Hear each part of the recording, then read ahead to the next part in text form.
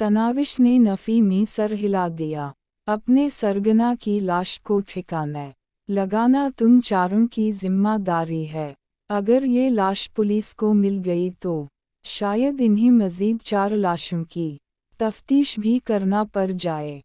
Cook किसी को भी नहीं मिलेगी। दादा, इनमें से एक ने जुर्रत करके ज़बान खोली थी। अब दफ़ा हो जाओ और इसके बाद तुम या तुम्हारा कोई भी साथी इस मोहल्ले में नज़र आया तो वो हमेशा के लिए नज़र आना बंद हो जाएगा। वक्त कभी भी नहीं आएंगे दादा, यहाँ से गुजरेंगे भी नहीं। चारों पर अभी तक लर्ज़ा तारी था। जुर्म की दुनिया में कबीर दादा का नाम किसी तारुफ का मुहताज नहीं था।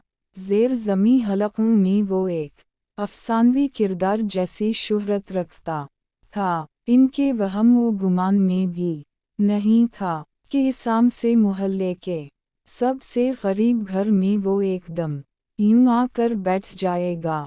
और वो लड़की जिसे पिछले 1.5 साल से वो तंग करते आ रहे हैं, वो इसे अपनी बीवी का खिताब दे देगा। कबीर दादा ने हाथ के इशारे से इन्हें दफ़ा होने का कहा और तनाविश की तरफ मुतवज्जे हुआ। मेरा ख्याल है मेरा काम ख़त्म हो गया।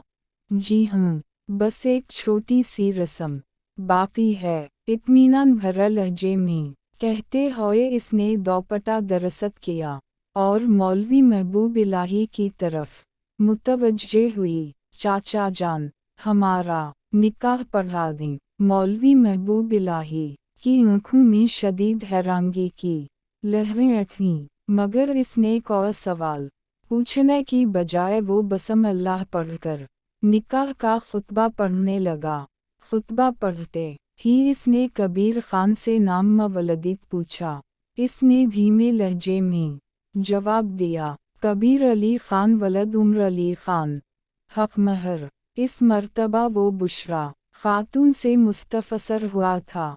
माँ के कुछ कहने से पहले तनाविश बोली, हक महर दिलावर शेफ की मौत ही था। मगर बेटी, वो इसरार करते हुए बोली, चाचा जान, जौर्ज कर रही हूँ, इसे मान जाएं। और मौलवी महबूब इलाही तकरार किए बगैर इजाब व कबूल कराने लगा। कबीर दादा ने इस ज़मीन में ज़बान नहीं खोली थी। वो बस दिलचस्पी से तनाविश की बातें सुनता रहा। इस छोटी सी लड़की में खूबसूरती के अलावा भी कोई तो ख़ास बात थी जो वो इसकी बातों पर यूं महसूस हो रहा था। निकाह की रस्म पूरी होते ही वो खड़ा होकर तनाविश से पूछने लगा, तुम्हें लेने के लिए किस वक्त गाड़ी भेजूं? मैं आपके साथ ही चल रही हूँ। वो पुख्ता लहजे में बोली। नहीं। कबीर दादा ने नफ़ी में सर हिलाया। रात के 10 बजे तुम्हें लेने के लिए कार पहुँच जाएगी। अपने घर वालों के साथ मज़ीद कुछ वक्त गुजार लो और कोई रस्म वगैरह रहती हो तो वो भी पूरी कर लो। आखिरी फ़िक्रा इस ने मुतबसम होकर कहा था। तनाविश को महसूस हुआ कि वो मुस्कुराता हुआ मज़ीद अच्छा लगता है, मगर इसके साथ ये भी हकीकत थी कि तबसम इसके चेहरे पर खाल खाल ही नमूदार होता था।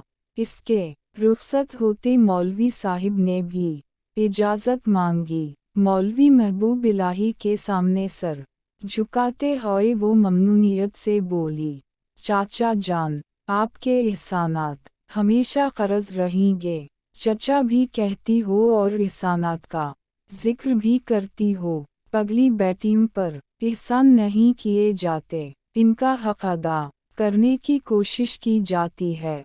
मौलवी महबूब इलाही इसके सर पर शफ़क़त भरा हाथ फेरने लगे। अल्लाह पाक हर लड़की को ऐसा ही सरपरस्त अता करे।